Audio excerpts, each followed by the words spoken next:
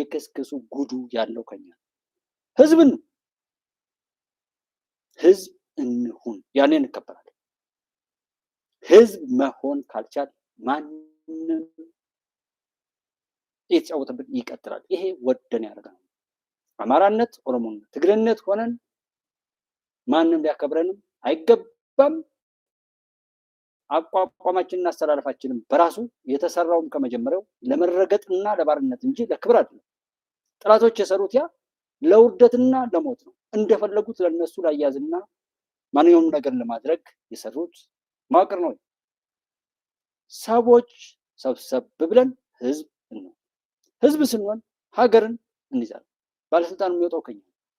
ማንኛውም ነገር የሚወጣው ከኛ ነው። ባህሉ፣ ሃይማኖቱ፣ ወጉ ሁሉም ነገር ከህዝብ ነው የሚወጣው። ህዝብ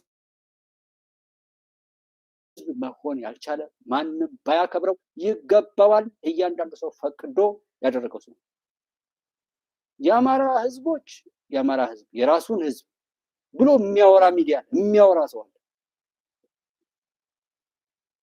በዛ ልክ መደናቆርን አያለው። ኢትዮጵያዊ ነኝ ከሚሉ ሰዎች መካከል አማራ ክልል ችግር ኖሮበት ሌላው የኢትዮጵያ ክፍል በሰላም ሊኖር የሚያስባል። ሰላም እንድንሆን ከፈለግ ቀጠናው ሰላም ነው። ከኤርትራ ጀምረን ሱዳንም፣ ደቡብ ሱዳን፣ ጅቡቲ፣ ሶማሊያ፣ ኬንያ ሁሉም ሰላም ሲሆኑ ነው እኛ ሰላም ነው። በትንሹ እንኳን ይሄ የዩክሬንና የሩሲያ ጉዳይ ያሳስበናል። የፍልስጤምና የእስራኤል ጉዳይ ያን ያህል ሲያቀጣጥለን የነበረው ለዛ ነው። አሁን የኢራን ጉዳይ የሚያሳስበንም ለዛ ነው። እውነት የምናወራው ለትክክል ለእውነት ነገሩ እንዲፈታ ከሆነ ማለት ነው። ተፈራሙ ንግግር በጣም አፈሩ። ከኢትዮጵያ ወታደር የግዳጅ ጥቁሩን ጠመንጃ ያሉት አሁን ነኝ በጣም እሱ ሰውዬ እኮ ምንም እንትን እያለ አይደለም። እኔም ወደዛ ሄዳለሁ። እውነት መናገር እንደነውር የሚቆጠርበት ሀገር ላይ እኮ ለምን ብለው ማንኛውም ሰዎች እኔ ገፍተናቸው አላከበርናቸው። ካላከበርናቸው ምንም ብለው አብይን ስንሰድበው ምንውል ሲሳደቡ የሚውሉ ሰዎች ለምንድን ነው? አብይ እንዲበረታ ነው? ኢትዮጵያ እንዲወድ ነው? ኢትዮጵያ እንዲክድ እኮ ኢትዮጵያ እንዲያፈርስ እኮ ነው። ይህዋት እነዛ ደናቁርት ባልሆነ ነገር ላይ እንኳን ተደራጅተው የሰሩት ነገር ይህን ያክል የሚያደናግረን ከሆነ አሁን ያለው ስርዓተ መንግስት በተስፋ መቁረጥና ብስጭት ቅድም ደርግ ላይ እንዳልኳችሁ እነዚህ ሰዎች በምክንያት አለ ያለውን ነገር አስቆጥተው ተስፋ አስቆርጠው በቃ ተስማማ አገር መሸጥ ይችላል እኮ። አሁን ያለው መንግስት እኮ እንደፈለገው በቃ በአባይ ላይ ምንም ነገር አይደረግም። በትንሹ ልንገራችሁ ነው ልጠቁም የሚሰማ ካለ ኢትዮጵያ ሰላም ትሁን አይደል? ኢትዮጵያ ሰላም የመሰለቻችሁ እኮ ሰላም ስላልነበረች ነው። ችግሩ መገለጥ ባለበት ሰዓት ላይ ዛሬ ስለተገለጠ ነው። ነገ ተነገ ወዲያ ላይ ዛሬ የሚሰራው ነገር ፍሬ እያፈራ ሲሄድ 3 ዓመት ሆኖታል ኦልሬዲ። በዚህ ባለፉት 3 ዓመታት ላይ የተሰሩ ነገሮች በፍጹም ችግር መፍጠር አይችሉም። ማንም ያንን መሬት ላይ ያለው ነገር ማፍረስና መበታተን ኦሪልን ማለት አይችልም። አሻራውን ማጥፋት አይችልም። ለዛ ነው አብይ ኖረ አልኖረ ከአብይ ባሻገር አብይ ስራውን ሰርቶ እንደጨረሰ 3 ዓመት ሆኖናል። እኛ ካወራ 3 ዓመት ጥቅምት አለፋት ብለን የኔና የጉባች እዚህ ጋር ያላችሁት ወንድሞቼ ኢትዮጵያ ከተሻገረች 3 ዓመቷ ጥቅምት ላይ አልፏል። ከዛ በኋላ አብይ ኖረ አልኖረ ኢትዮጵያን አሻግሯል። ታሪኩን ጽፏል። ብዙ ሚሊዮን አብይ ተተክቷል። ብዙ ወራዳ በውስጥ እንደሰገሰጋችሁት ምናምን አይደለም ብለናል። ጉዳዩን መስማት አልተፈለገም እንጂ ማለት ነው። ሁለት ነገሮችን ቢያረግ ያ ሌባው፣ ያ ገዳዩ፣ ያ ነውረኛው፣ ያ የቆሻሻና የጥፋት ባለቤትና አስፈጻሚ የነበረው ነገር እንደ መንግስት አቋም ይዞ ሲፈልግ ቦምብ ያፈነዳና አንድ ታክሲ ላይ አልሻባብ መጥቶ ነበር ይላል። በቪዲዮ ዜና ያመጣል። አዳሜ ተሰብስቦ ያንን ሲያላምጥ ይውላል። ሲፈልግ ለዘይት ተሰለፍ ይለዋል፣ ይሰለፋል። ዘይት ሲፈልግ ለስኳር ተሰለፍ ይለዋል። በቃ አሁን እኮ ያለነው ነፃነትን ማስተዳደር ነው። ለምሳሌ ነገ ጀምሮ በቃ ኢንተርኔትንም መዝጋት ወር ሌላውንም መዝጋት ነው። ይሄ መንግስት ይሄን ሁሉ ለማድረግ እዚህ ማዕከላዊንም ሆነ ቃሊቲን ሌላ 4-5 ማዕከላዊ ሆኖ ሰዎችን እየዘቀዘቀ ሃይላንድ እያንጠለጠለ እየቀጠቀጠ ድራሹን ማጥፋት ይችላል። ያኔ ዝም ይላል ሰው። ምን በማድረግ ኢትዮጵያን ለሚበዘብዙ ኃይሎች ታዛዥ መሆን የሚጠበቅበት አንድ ግዳጅ፣ ለኢትዮጵያ በዝባዥ ኃይሎች ተላላኪ መንግስት መሆን።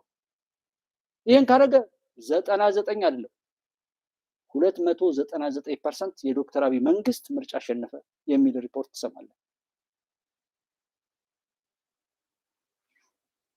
መንገድ የሚዘጋው ምንም የሚለውም የለም። ይህን ሁሉ የመደቡት ኃይሎች ኢትዮጵያን መበዝበዝ ነው የሚፈልጉት። በቃ እነዛን ሁሉ በፈለጉት ባሉበት ወይ ይገላሉ ወይም እያነቁ አምጥተው ለዚህ መንግስት ጥፍራቸውን እየነቀልክ እንዲህ እያረክ ብለው ትሬኒንግ ሰጠው እንዴት ማሰቃየት እንዳለበት ሁሉ አድርገው ያስረክቡታል። አንደኛ ይሄን ለኢትዮጵያ ጠላቶች ኢትዮጵያን ማስረከብ። ሻዕቢያ ወሩ ምናምን እንደዚህ ብላችሁ የምትሏቸው መንግስቶች ስልጣን ለመያዝ ፋኖ ስልጣን ለመያዝ ሸኔ ስልጣን ለመያዝ የኢትዮጵያ ፖለቲካ ፓርቲዎች ስልጣን ለመያዝ ብሎ መቃዠት ምን ያስፈልጋል? እነሱ ያላሰቡትን መቃዠት ምንድን? ስልጣን ለመያዝ አይፈልጉም። በቃ ይህንን አሁን ደጋግሞ ብዙ ስልጣን ለመያዝ ስልጣን ቢይዙ ምን ሊያደርጉ ነው ምናምን የሚል ሰው አለ። በቃ ስልጣን ብታሸክሟቸውም አይዙም። ለዛ አይደለም ዝግጅታቸው። ኢትዮጵያን ለላኳቸው ሰው ማስረከብ ነው። ኢትዮጵያን እና ህዝቧን በስውር ተሸክሟቸው እያስታጠቁ ምን እያሉ እቅድ እየሰጡ የሚያስለፈልፏቸውን የኢትዮጵያን ታሪካዊ ጥላቶች ኢትዮጵያ ውስጥ አምጥቶ ኢትዮጵያ እንደፈለጉ እንዲያደርጓት መስጠት ነው አለማቸው። ስልጣንን አንድ ያንን አለማለት በራሱ ንቀት ነው። ስልጣንን አለማወቅ ነው። እነሱ ለዛ አይደለም ጉዳያቸው። እንዴት ነው እስረኛ እየበተኑ ነው የጀመሩ። ድልድይ እናፈርሳለን፣ ሰው እንገላለን ያሉት። የእምነት ቦታን እያፈረሱ ነው የመጡት። የሀገር መከላከያ ሰራዊትን እየመቱ ነው የመጡት። ምንድን ጉዳያቸው? ሀገር ማፍረስና ለሀገሪቱ ጠላት ለሆኑ ሰዎች ሀገሪቱን መጫወቻ ለማድረግ ነው አላማቸው፣ እቅዳቸው። በቃ ፔረድ። ከዚህ ውጭ ግን ሌላ ስልጣን ቢይዙ ምን ቢሉ የራሳቸውን ህዝብ የላቸውም። አይደለም ለነሱ ህዝብ ሊኖራቸው እነሱ ራሳቸው ለራሳቸው አይደሉም። ለምንድን ነው ይህንን ነገር 10 ጊዜ እያገላበጡ መስማት የተፈለገው? ወራዳን ወራዳ ብሎ መጥራት ምንድን ነው የከበደን? ፋኖ ብለው የመጡበት የተከበረ ስምን ይዘው የመጡበት እኮ አንድ ቶሎ ሞቢላይዝድ ማድረግ ይችላሉ። ብዙ ሰዎች ፋኖ ፋኖ ፋኖ ፋኖ ሲል የነበረው ስም የጀግና ስም ነው ተብሏል። በዛ ሁሉም ሌባውም ወራዳውም ውዳቂውም ባንዳውም ርካሹም ተሰብስቦ ጀግና ነኝ ለማለት ይፈልጋል። ቶሎ ይወጣል ማለት። ከዛ የሚሰራው ተግባር ደግሞ ፋኖ የሚለውን ስም ማቆሸሽ። በየሶሻል ሚዲያው ላይ ፋኖ ስለ ፋኖ ሲወራ ፋኖ ብላችሁ ሰርች ስታደርጉ ፋኖ ማለት ጀግናው የነበረው ነገር አሁን እነዚህ ሰዎች በመጡበት ሰዓት ሁለተኛው ታርጌት ፋኖ ማለት ሌባ፣ ፋኖ ማለት ሴት ደፋሪ፣ ፋኖ ማለት እስረኛ በታኝ፣ ፋኖ ማለት ትውልድ ገዳይ፣ ፋኖ ማለት ትምህርት ቤት አውዳሚ፣ ፋኖ ማለት መሰረተ ልማቶችን አውዳሚ፣ ፋኖ ማለት ጸረ ልማት፣ ፋኖ ማለት አሸባሪ የሚለውን ይሰጣቸዋል ማለት። አልጎሪዝሙ አሁን እየተለማመደ ያለው እሱ ነው። አላማቸውም እሱ ነው። ፋኖ ማለት የጀግና ስም ሳይሆን የሌቦች ስም እንዲሆን መጀመሪያ ቶሎ ሰውን አግብስ ቶሎ ማንሳት ተጠቀሙበት። ከዛ ቀጥሎ ደግሞ ፋኖ የሚባለውን ስም ማዋረድ፣ ከዛ ጋር ተያይዞ ሰው ለመጠራት እንዲያፍር እንዲሸማቀቅ፣ በዛ ልካቸውን ያገኙ ሁሉ ያንን ስም ማርከስ ሰሩ ማለት ታርጌቱ ይሄ ነው። ነፍሰ ገዳይ ብሎ መጥራት ለምንድን ነው የከበደን? ደፋሪን ደፋሪ ብሎ መጥራት ለምንድን ነው የከበደን? ማሽሞንሞን ቆሻሻን ቆሻሻ ብሎ ለመጥራት ምንድን ነው የጨነቀን? ከነፃነት ታጋይ ጋር ምናምን ነፃ ያላወጣ ነፃ አውጪ የሚል ርዕስ ኦልሞስት አብዛኛውን የተናገርኩትን ነፃ ያልወጡ ነፃ አውጪዎች፣ የእድሩ ፖለቲካ ምን እያልኩ እንደዚህ አልጎሪዝሙ እንዳለው አይነት ሳይሆን በራሴ እዛ ቦታው ላይ ያለውን ነገር ርዕስ እየሰጠው ሰርቻለሁ። ጀስት የሚማርበት ባይኖርም እነዚህን ልክስክሶች ናቸው፣ ወራዶች ናቸው፣ ስኬት የራቃቸው ሰዎች ናቸው። ሁለት ነገሮችን ማድረግ ኢትዮጵያ ሰላም ልትሆን ትችላለች። ልማት አለማካሄድ ነው ሁለተኛው። የመጀመሪያው እንዳልኳችሁ ለጠላቶቻችን ተላላኪ የሆነ ስርዓተ መንግስት ማዋቀር ነው። መንግስት ለእነሱ ተላላኪ ከሆነ በቃ ያበቃል ነገር። ሁለተኛው ስለ ኢትዮጵያ ልማት ምንም አለማሰብ፣ በቴክኖሎጂም በምንም አይነት ነገር የተቀቀለ ስንዴ እየተረጠበ የተቀቀለ ማንነቱን ቅማል ላዩ ላይ እየቀመለ ይችን ታካክል አታሳጣኝ ተመስገን ፈጣሪ ሆይ እያለ ተረጣቢ ለማኝነት ምጽዋትን እንደ ጽድቅ የሚቆጥር የልመና ጥበብ እባካችሁ ስለ መድኃኔዓለምን የምትወዱ ካላችሁ ላይክ አድርጉኝ፣ ሳብስክራይብ አድርጉኝ እስኪ የሚል ጠብደል ወጣት ልመናን ክብሩ የሆነ ማጭበርበርን እንደ ዕውቀት የሚቆጥር ስራ መፍጠርን ሳይሆን ያለውን ነገር እየበከለ የሚሄድ አፈር ከሆነ ነገር ጋር እየጨመረ የሚሸጥ ቅቤ አበላሽቶ የሚሸጥ በሙያው ላይ ወራዳ የሆነ ሐኪም ሆኖ ማዳን ተሰጥቶት ለዛ ቃል ኪዳን ገብቶ መግደል፣ በሽተኛ ማድረግ፣ ለዛ የተበላሸ ነገር የሚለማመድ ውጭ ሀገር ያሉ በፌስቡክ ወር በምናምን በሆነ ሶሻል ሚዲያ ላይ በተሰሩ ነገሮች እያጭበረበረ ውጭ ሀገር ያሉ እህት ወንድሞችን እያጭበረበረ በየቦታው የሚጨፍር እንትን ጠብደል ቂጡ የዘበጠ ወጣት ሆኖ ወጣትነቱን በተመጽዋችነት የሚሄድ ልክስክስ በቁሙ የሞተ በሽተኛ ትውልድ እንድንፈጥር ያንን ማባዛት ወረቀት የሚገዛ መምሩ ወረቀት የሚሸጥ ተማሪ ነኝ የሚለው ወረቀት የሚገዛ ፖሊሱ አጭበርባሪ ሚሊተሪውን አውሶ ሌቦችን የሚያደራጅ መሳሪያውን እየሰጠ ሰዎችን የሚያዘርፍ ዛሬ ድረስ ያለው እቅድ እኮ በዛ መልኩ የተቃኘው ሰው ነው። ከመስሪያ ቤት ከጸጥታ ኃይሎች ከማንኛውም ነገር ጋር ተደራጅቶ ያን እቅድና ፕሮሰሱን የሚመራው የመንግስት መዋቅር ነው። ሰዎች እነዚህ ሽፍቶች ይዘዋል ያሉት መሰሎች እነሱ ብቻ እኮ አሉ።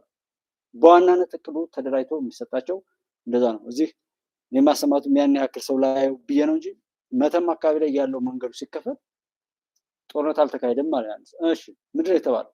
በቃ ይበቃችኋል፣ እስከዛሬ ዘርፋችኋል፣ እስከዛሬ መንገድ ዘግታችሁ፣ እስከዛሬ ሰው አግታችኋል፣ መንግስት ነቅቶብናል፣ በዞኑም ሆነ በምኑ ላይ ያሉ አስተዳደሮችን ከላይ ያለው መንግስት መጥቶ ቁጥጥር እያደረገ ስለሆነ በቃ ይበቃችኋል ብለው ተናገሩ። ከዛ በኋላ መንገዱ ተከፈተ። ከዛ በኋላ ችግር የለም። እንዴት እንዴ መንገዱን ራሱ እንዲዘጋ ሰዎች እንዲታገቱ እኮ እቅድ ይሰጡ የነበሩት የዞን አመራሮች ናቸው። እነዛ ሰዎች ጋር እኮ ተኩስ አልተካሄደም። አንድ ጊዜ ከ40 በላይ የሚሆኑ የአድማ ብተና ሰዎች መቃ የሚባል ቦታ ላይ ተጨፈጨፉ ብያቸዋል። ከዛ በኋላ 16 ሹፌሮች ማዳበሪያ ጭነው እየታጀቡ ሲሄዱ ተጨፈጨፉ ብያቸዋል። ያ ሁሉ ነገር ሲካሄድ ያንን ይመሩ የነበሩት የመንግስት ባለስልጣናት ነበሩ ከውስጥ።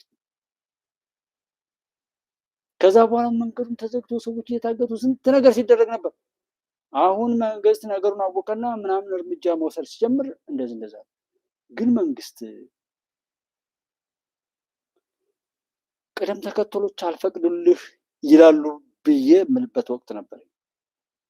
ይሄ የደህንነት ቢሮ ፋይናንስ ኢንተለጀንስ አለ፣ የገንዘብ ዝውውሮችን ብቻ የሚቆጣጠር ሴኩሪቲ አንድ ዲፓርትመንት፣ ከዛ የፌዴራል የጸጥታ የፌዴራል የደህንነት ጉዳዮች የሚከታተል አለ፣ ከዛም የውጭ ደህንነት አለ። 3 አይነት ዘርፎች እንዳሉ አውቃለሁ። ብዙ ጓደኞች ነበሩኝ። አጋጣሚ መተማ አካባቢ ላይ በነበረው በተለይ የሶስቱም አይነት ጓደኞች ነበሩ እና እነዛ ሰዎች የሉም። እንዲህ አሁን ስልክ ቴክኖሎጂው ምናምን የገንዘብ ዝውውሩ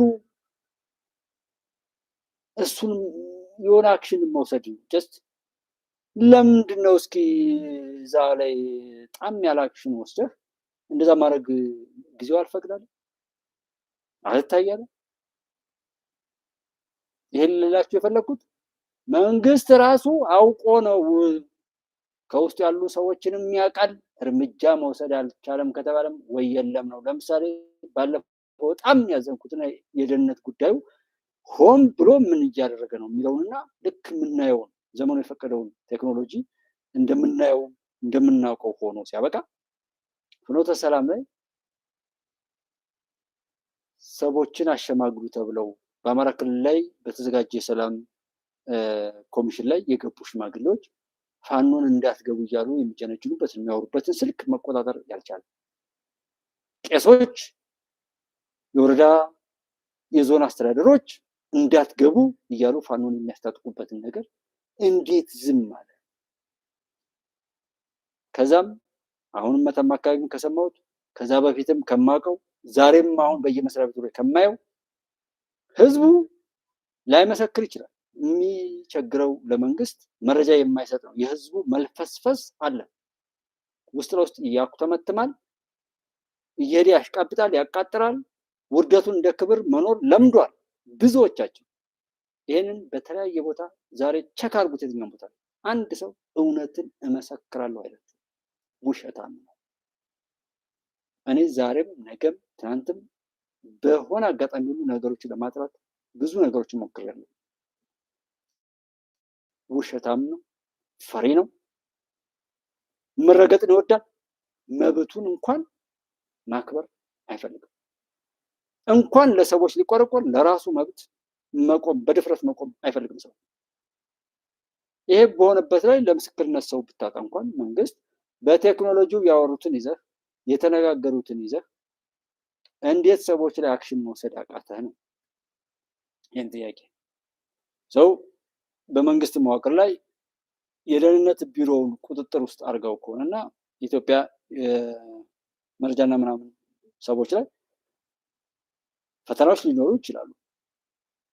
ምክንያቱም ብዙ የምናልፋቸው እንትኖች ስላሉ፣ ለምሳሌ ሳይበር ዋር ላይ ሲሪየስ የሆኑ ነገሮች አሉ። የአቪዬሽን ባለስልጣን እንደዚህ ኤክስኪውዝ የሌላቸው ልክ እንደ ኢትዮጵያ አየር ኃይል እና መሰል ነገሮች ላይ ኤክስኪውዝ የሌላቸው ነገሮች ስኬቶች ቀጥለዋል። ደህንነት ቢሮ ላይ የትግራይን ጉዳይ ኦር ሌላው እንዲያወራው ምን እንዲለው ምናምን እንደዛ አይነት ትዕግስት መስጠቱን እኔ እቀበላለሁ። ህወሓት ላይ እንደመጀመሪያው ወይም ዛሬም ራሱ ወደ እርምጃ ብትወስድ ለሱ የሚወግኑ ሰዎች ዛሬ እርምጃ ይወሰድ ብለው እንዳወሩት አይደለም፣ ነጋፋቸውን ይከፍታሉ። ዛሬ እንደዚህ ብሎ በለፈለፈ ቁጥር ራሱን በየቀኑ እየቀበረ መሄዱን እሱን ጥሩ እርምጃ ነው። ግን የራስህን የብልጽግና መዋቅር ላይ ያሉ አመራሮችን በተለይ በአማራ ክልል ላይ አሁን በቅርቡ ደግሞ ወለጋ ሰሜን ዲስትሪክት በሚባለው ላይ ነገሮችን አጥርቶ ማቅረብና አክሽኑን ሀይ በሆነ መቶ ግመል እንደተባለው ቆራጥ በሆነ መልኩ መውሰድ እንዴት ተሳነ? ዛሬ በየመስሪያ ቤቱ ላይ ሙስናና ነውር በደንብ አበርቱ ተብሎ አዋጅ የታወጀ ነው የሚመስለው። በየቦታው ጊዜ ይሰጣል ማለት ህዝቡም አብሮ ስለሚከሰከስ ነው። ያንን ነገር ለማጋለጥ ሞክሮ ተው የተባለ የለም። እንደገና ደግሞ እንደዛ ታማኝነት ሰዎች ተደብቀው መረጃ ለመስጠት የሚያስችሉባቸውን ነገሮችም በቀላሉ ሰዎች አክሰስ ሊያደርጉበት የሚችሉ የመረጃ መስጫ ሴንተሮችንም አለማስፋፋትም ከመንግስት ውስጥ ችግሮች አሉ። መቀጠል ስላለበት ማለት ነው።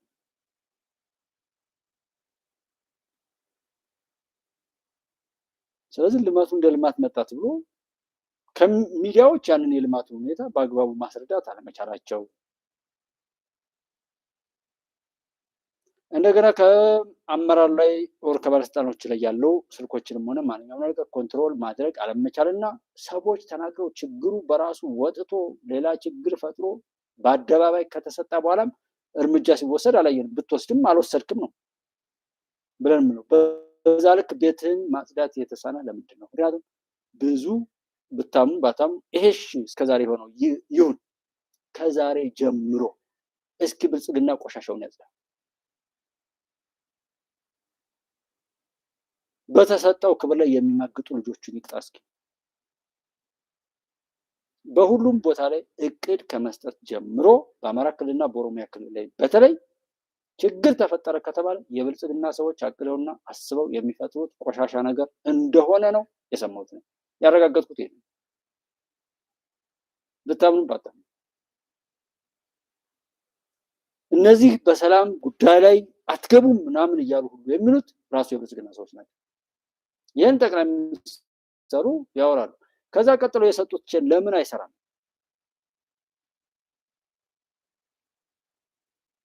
ቴክኖሎጂ የሚባለው ደግሞ የለም በሉ። ለምን እስከ ድሮን ድረስ እናወራለን? ሌላውን ተውትና ስልክ መጥረፍ ተራ ነገር ነው። በጣም ተራ ስልክ መጥረፍ ወር ስልክ ማድረግ እና ኮንታክት የምታደርጓቸውን ሰዎች የተለያየ ነገር ኔትወርኩን ትራክ ማድረግ ነው። ኔትወርኩን ያሉበትን ኤሪያ እንኳን ያሉ ታወሮቹን ትራክ አድርጋችሁ ብትከታተሏቸው በዛ ቦታ ላይ ያሉ ነገሮችን ጥራት መቀነስ አይቻልም ወይ? ስለዚህ ሆን ተብሎ ይመስለኛል። በተለያየ ቦታ ላይ የማያቸው ነገሮች አሉ። እንደኔ ሁሉም የዘራውን ያጭዳል ነው የምለው። አብራችሁ የነበራችሁት ወንድሞቼ አመሰግናለሁ። ተባረኩ። በያላችሁበት ፈጣሪ ከሚመጣው ክፉ መቅሰፍት ሁሉ በያላችሁበት ፈጣሪ አብዝቶ ይጠብቃችሁ። የኢትዮጵያ አምላክ ኢትዮጵያ ቆሻሻ ነገሮቿን ሁሉ ልጆቿንም ብትወል ቆሻሻ ልጆቿን የማይድኑትን ከመሬት በታች አውላ የሚድኑትን ደግሞ ከፍ ከፍ አድርጋ እንድታሻግር እንድትይዝ ፈጣሪ ያድርግልን ነው የምንለው። የሚሻገሩት ይሻገሩ፣ ውሏቸውን ሁሉም የዘራውን ይጨድ፣ የዘራነውን ይጨድ ነው የምለው። እኔ የዘራሁትን እንዳደረገኝን ሰው ዛሬም ድረስ እየጎተተ ሰዎች እያመጡ የሆነ ነገር ማሟያ አድርገው እየሸቀሉ እድሜን እያባከኑ አሉና ፈጣሪ ይፍረድ እያልኩ ምለው ለዛ ነው። ፈጣሪ እውነታውን ይፍረድ፣ ፈጣሪ በክብሩ ይገለጥ፣ ፈጣሪ የተናገረውን ያድርግ። አለዛም